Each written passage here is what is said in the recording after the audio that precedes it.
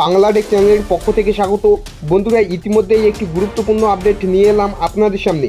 West Bengal voter list revision, বাড়ি বাড়ি form বিলি, ফাঁকা বাড়িতে আটকে দিতে হবে দরজায় ফর্ম। বাংলায় এসআইআর তোড়জোড় শুরু। West Bengal special internship revision, voter তালিকায় বিশেষ সংশোধনের তোড়জোড় শুরু হয়ে গেল। তো বন্ধুরা, সমস্ত কিছু জানতে পারবো আজকের এই ছোট্ট ভিডিওটি প্রথম থেকে শেষ পর্যন্ত কন্টিনিউ দেখতে থাকুন। আর চ্যানেলে নতুন হলে চ্যানেলটিকে সাবস্ক্রাইব করে দিয়ে পাশে থাকা বেল আইকনটি প্রেস করে অল নোটিফিকেশন অন করে দিন। তো চলুন বন্ধুরা, অন স্ক্রিনে দেখে নেই। বিহারের পর পশ্চিমবঙ্গেও ভোটার তালিকায় বিশেষ সংশোধনের তোড়জোড় শুরু হয়ে গেল।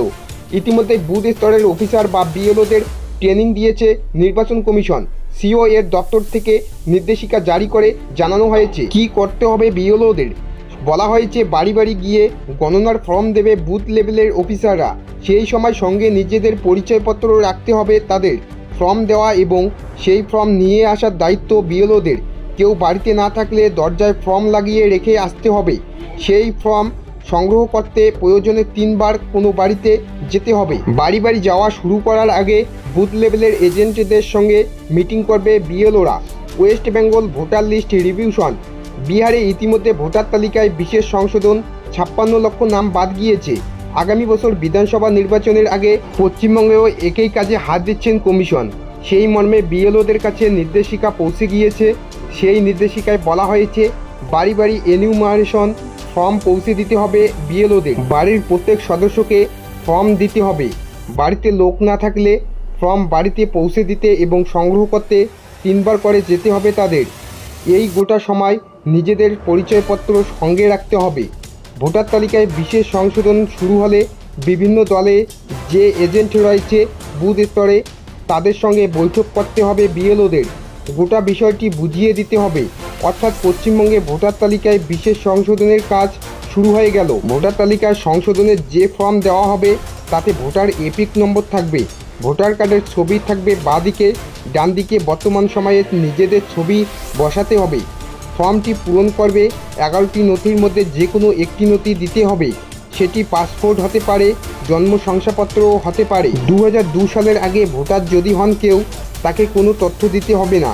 তারপরে হলে নথি দিতে হবে। তবে পশ্চিমবঙ্গে কবে থেকে ভোটার তালিকা সংশোধনের কাজ শুরু হবে তা এখনও পর্যন্ত জানা যায়নি। তবে প্রস্তুতি চমকে উঠছে। এ নিয়ে তৃণমূলের সোশ্যাল মিডিয়ায় ইনচার্জ দেবাংশু ভট্টাচার্য বলেন, 3 বার যেতে হবে বুঝলাম, কিন্তু কখন? ঘন্টায় 1 বার করে গেলে 3 বার হয়। কেউ যদি 10 থেকে 15 দিনের জন্য বাইরে গিয়ে থাকে তার নাম কি উঠবে না?